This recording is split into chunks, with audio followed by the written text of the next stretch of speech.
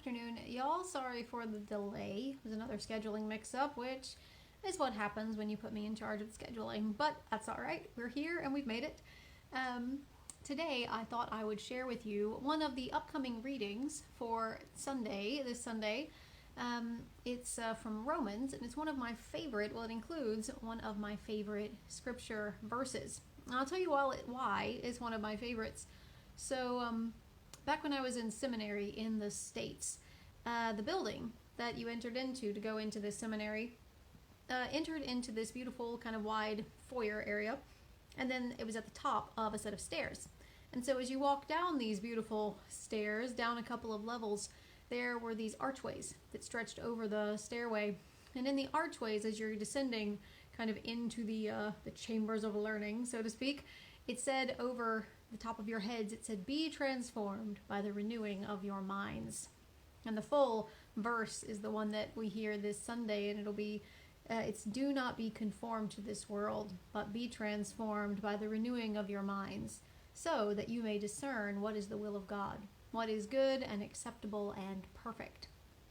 Now, that's a wonderful verse to have as you enter any seminary, this place of learning, not just academic learning, where you learn the facts and the figures and all the theology, well, some of the theology and the history and maybe some strategies for how to manage church settings, but also a place of spiritual formation where you have a time to be grounded in prayer and in worship and in conversation with those in the same boat.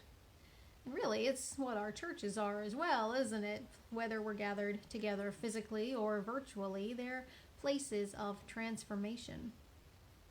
There are so many things we can do with our minds. We can set our minds on something, often unchangingly. We can change our minds about small individual things, about big important matters. But renewing our minds is another level altogether. It's more than just one change of decision or addition of new facts and figures. That renewal is deeper. It's more all-encompassing. It's more like a new birth, really, but one we can have again and again as we continue to be more transformed into the likeness of God. Now, that renewal usually only happens very intentionally through years of training or habit forming, or in these sudden bursts of life-changing moments, times of great upheaval for good or for not so good that change everything about how we understand ourselves and those around us.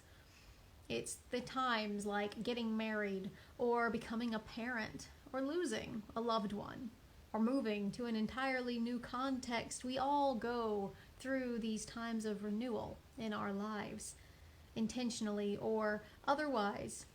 And as we do, we can look for God's grace working within us to try and bring about that deeper transformation, one that brings us closer to the people we're meant to be. Well, right now, we all have been in this time of upheaval, have been for the past 6 months, really. And all kinds of experts have been wondering, what kind of transformation will this world, the world on the whole, go through? What have we already gone through? What will we be transformed to be more like at the end of all of this? Because it will end eventually, though perhaps we won't be anywhere near the same people that we were before. Perhaps good things will come of this. Perhaps we'll care more for the environment. Perhaps we'll care more for social issues. Perhaps we'll care more for the vulnerable. Perhaps we'll be more appreciative of the people who do the essential work in our communities. Perhaps we'll appreciate more those people that we don't always see, the places that we took for granted in the past. Perhaps we'll be more connected on the whole. I wonder if on a personal level you found this time, these past 6 months, to be a time of renewal for yourself as well. I was talking to one person a while back who said that even though she hasn't been to church physically since, March, she's actually felt closer to God spiritually in this time than she has probably maybe ever in her life, because she's taken this time intentionally to read the Bible in ways she's never read them before, to pray through different ways that she's never thought of before, to listen to different material. And it's been a time of growth in a way that could have never been expected. For other people, perhaps it's been a time of growing closer to family and friends, even without being able to see them as much physically.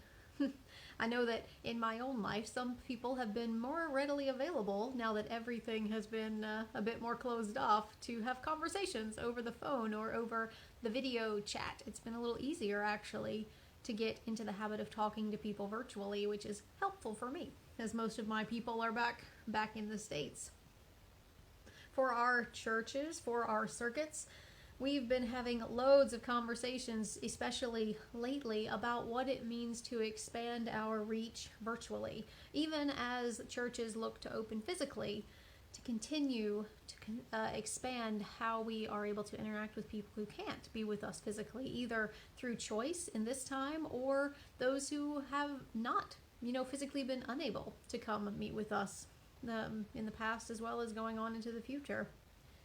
It's a time of renewing what we know, of working to transform our minds, ourselves, our churches, our communities, to recognizing, to becoming more and more who we can be for God, on behalf of God in this world. And so today, the rest of today, and maybe on in the next couple of days, I'll invite you to reflect a bit. Think of the past 6 months. Think of whether or not you have had any of those moments of renewal in your life, and what those times might have been. How has your mind been renewed in ways? What transformations have you seen around you? And how would you like to go on having your mind renewed, having your community transformed, your families, your churches, our circuit, the world even? How would you like that transformation to continue on from this point? And then perhaps take those things to God in prayer that they might be done according to God's will, that we might all receive the grace to be transformed by the renewing of our minds, but always transformed into the image of Christ. So friends, take care as you go on, and enjoy the rest of this blustery day. I'll see you later. Bye.